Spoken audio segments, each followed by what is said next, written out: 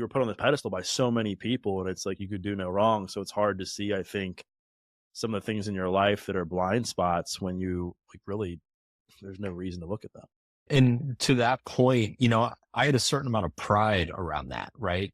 Before we went live, you were kind of talking about how, you don't really like the typical self-help stuff. I don't either. That's one reason I wrote my books is I wanted to write the self-help book that I wish was available. So I kind of took a pride in that, like, yeah, I'm the self-help guy who will stay up to 3 a.m. drinking whiskey with you on a Friday and like, we'll go around on a Tuesday night and, you know, we'll party. Right. And I think I had a lot of identity wrapped up in that. And looking back, it's just kind of silly. Like one of those things that you're like, what was I thinking? But I think that if I'm being honest, that is true. And I think this goes into like the next lesson that I wanted to talk about, which is the most sexy and exciting things in life are often the opposite. And talking about the law of diminishing returns, specifically with something like alcohol, where I mean, I would say most people that I know when they start drinking, it's not because they want to just get rid of all their life's problems, it's because they want to have fun. They're in college, they're in school, they're going out for happy hours, and all of a sudden, like everybody reaches a point when they become a full-on alcoholic or addict where the tables turn and now it's not so fun anymore. Now it's like you're masking the problems that you've created by drinking. So talk about your experience with that. I think there's a lot of things in life like that. Like there's a lot of, for whatever reason, the sexy, fun things, the exciting things, there's like a really intense diminishing returns to them, right? So the first few parties you go to when you're young, like it's so much fun.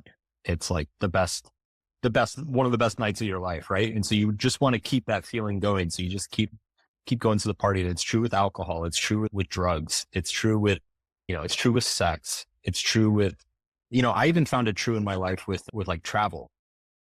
If you've never really traveled before, that first trip abroad, like some crazy vacation in an exotic place, like it's so cool. It's so exciting. But then it's like, if you just keep doing that, you get to this diminishing returns where everything feels kind of boring and lame. And you feel like you have to like keep jumping on an airplane just to keep yourself stimulated. And I don't know why it works that way. And I think the inverse is true as well, is that the things that tend to generate like stable long-term happiness tend to be boring at first, right? It's like, doing a good job at whatever you're pursuing, like keeping your body healthy, keeping your relationships, like spending time with your family. Like none of these things are, nobody's going to like make a TV show out of any of these things because they're so dull and typical. Like everybody goes through them.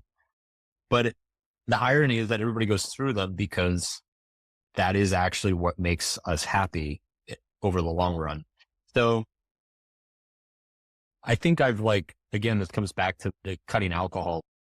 I think I'm gaining a lot of perspective that my brain is disproportionately attracted to the sexy, shiny stuff. And I've gone down a number of those rabbit holes, some of them for many years, and they all end up backfiring at a certain point. And ultimately it's like, especially now that, in the last 5 years or so, as I've gotten older, really having to train myself to stick with and enjoy the slow burn, the slow and steady kind of dull, hanging out with the same friend each weekend, like going for a hike every Saturday, like that it's kind of boring the first 10 times you do it. But then it's like, once you do it for a year or two, it becomes this really pleasant part of your life and routine and just brings you a lot of happiness.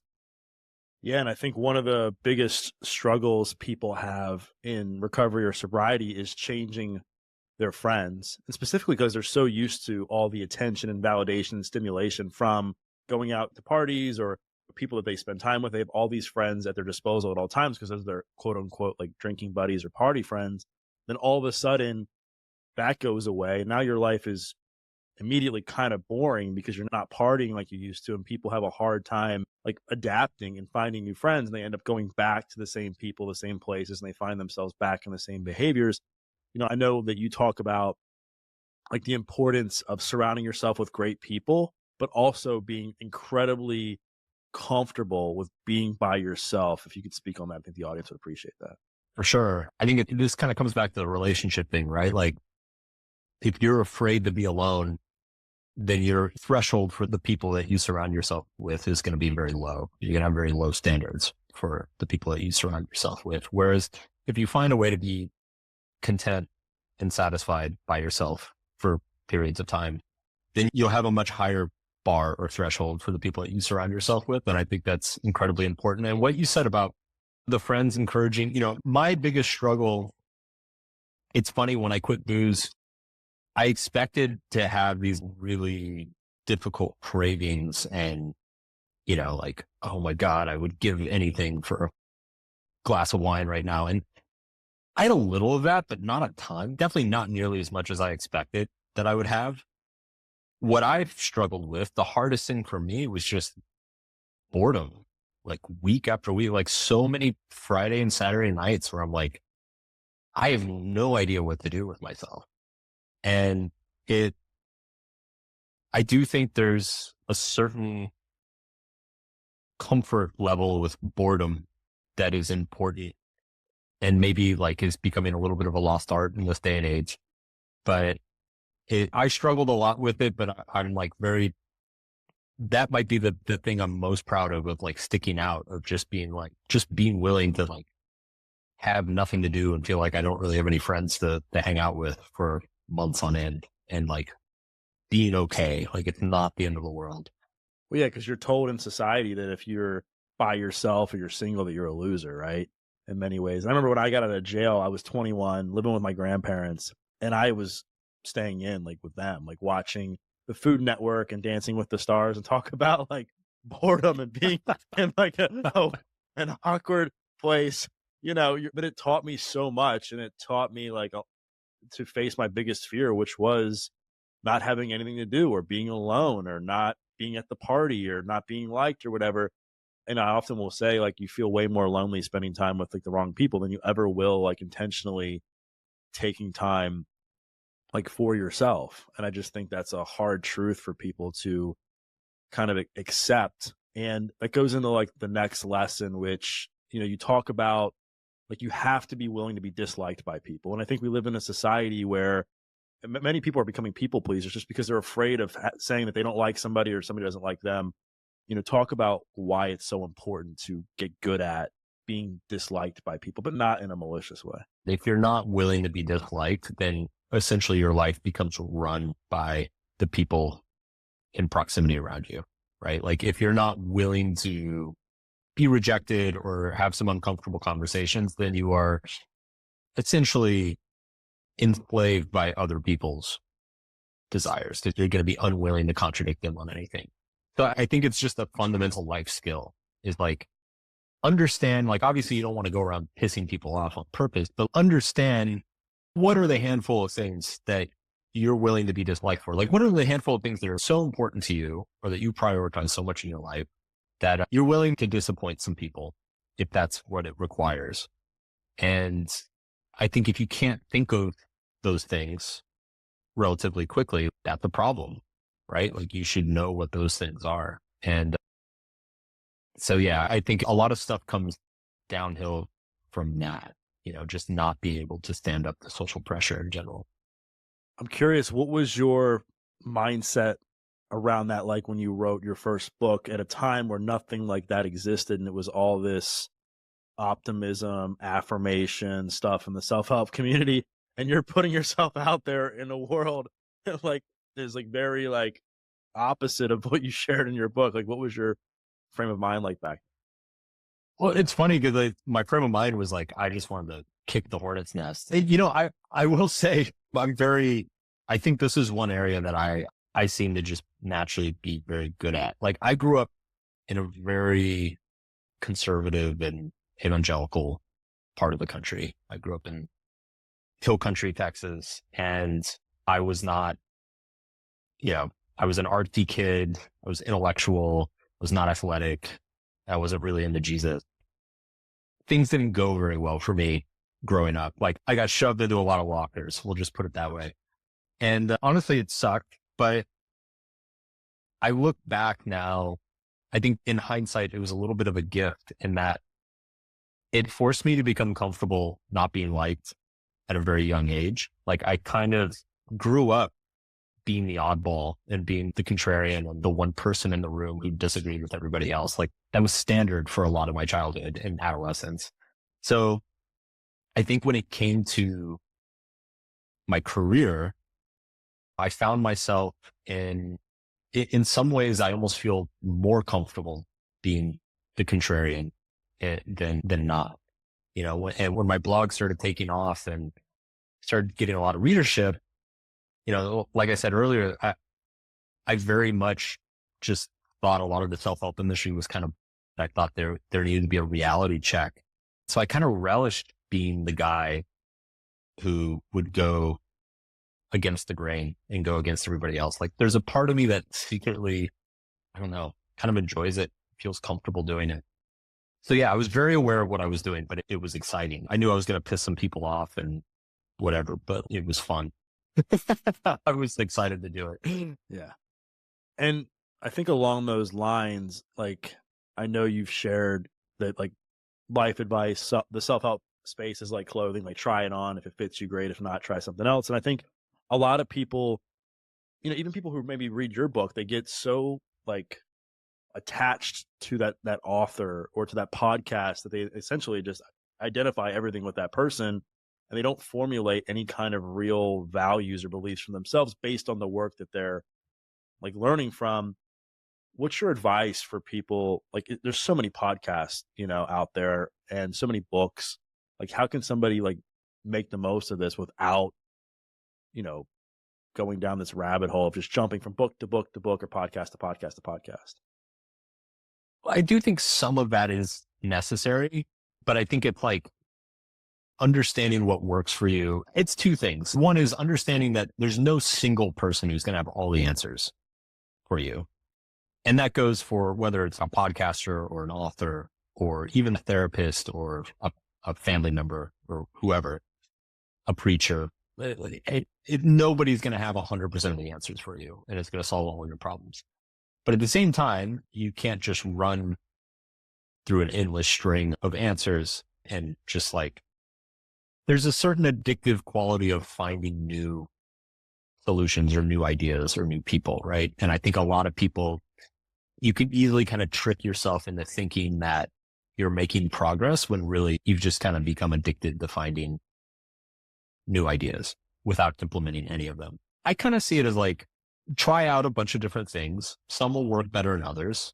Keep what works, forget what doesn't, and then go try something else. And I think generally what you end up with is you end up with kind of like 3 or 4 bread and butter people or ideas that just work for you. And that kind of accommodate probably 80 to 90% of the problems in your life, or are able to address 80 to 90%. And then maybe 10% you kind of need to reach out to somebody more specialized or somebody who's more directed towards a certain issue. Like that, to me, that seems that just from my observation, I feel like that's where most people end up. The next, I guess, point kind of relates to this in that you talk about the importance of how you identify yourself. And there's a lot of people when they go through adversity and hard times, they identify themselves as a victim. And while horrific things happen to people, and I have compassion for that, like being a victim, it keeps you trapped in this crazy mental prison that's incredibly hard to escape from. How have you, I guess, maybe reframed certain moments in your life to escape like the victim mindset or even like other mental prisons? Well, victimhood is real, and I think it's important to acknowledge that everybody is a victim of something at some point. Obviously, some people get it much worse than others. But I think it's also important to acknowledge that you're never exclusively a victim. It's one of many things that you are simultaneously. And I think the trap is when people only identify as a victim. Like it's like that supersede anything else going on in their life or anything else that they might identify with. They're like, it doesn't matter if I'm a victim. So it's like, if something terrible happens to you, obviously you want to acknowledge it and come to terms with it. And if it's the result of some terrible thing, some tragedy, or somebody's done something terribly unjust, you want to deal with that as well. But like, it's not all of who you are. There's an infinite number of facets to each individual. And the more you narrow in on a single identity, the more you block off your own potential and capacity to be things in this world. And so it's important to just never cut off those other things, like never lose touch with the other aspects of yourself that you care about. Yeah, and again, another like lesson that you share that is really, I think, important for people to understand that like kind of piggybacks on this is like talking about that people have to expect that in life there's going to be problems. And I think that you see this a lot in like the recovery space where when people quit drugs or alcohol, they're told their life will get better. And in reality, it sucks the near term, like for a lot of people. You know what I mean? But you talked about boredom and now like all the pain Yeah, they've been masking like comes to the surface. for sure. Therapy, you go to meetings, you gotta do all these things. And it's like, wait a second, my life is no better than it was when I was getting messed up. How can people like create healthier expectations around life when they're on this pursuit of getting better? Well, better isn't always pleasant. Like I think that's the big thing to remember, is that sometimes better is painful and difficult. It's really, I think, in looking at that definition of better, and also like having an expectation of like time horizon too, right? I just did a number of talks down in Australia, and one of the things I talked about in that talk is that there's this idea that there's kind of this lightning bolt moment in our lives of like, oh my God, everything before that moment is old me, and everything since that moment is new me. And like this single thing changed everything forever, and I'm a new person and everything's so much better. And it's just, the truth is that life rarely happens that way. Change rarely happens that way. Like the real way, I mean, even if you look at alcohol, I mean, this is true of my journey. I'm curious if this is true of yours as well. Even though there's a singular moment where you stopped, where you had that last drink, you still feel like the day after. It's this long, gradual progression of small iterative improvements and changes that happen in all these different areas of your life. You don't turn around on day 10, you're like, oh my God, I'm a new person. I get to go be completely different now. Like it's still like a very small stair step approach. So I think a lot of it is just misplaced expectation. It's like if you've never exercised in your life and then you join a gym and do one workout and suddenly expect to be like a bodybuilder. Like that doesn't make sense. Actually, but the first couple of weeks you go to the gym are the worst because you're not used to it. Like you're incredibly sore, you're really weak. It's the hardest time to like work up motivation. So of course it's going to suck. But if you stick with it, every month gets a little bit better. And then pretty soon, by like month 6 or month 10 or whatever, you feel so much better than you did before you started.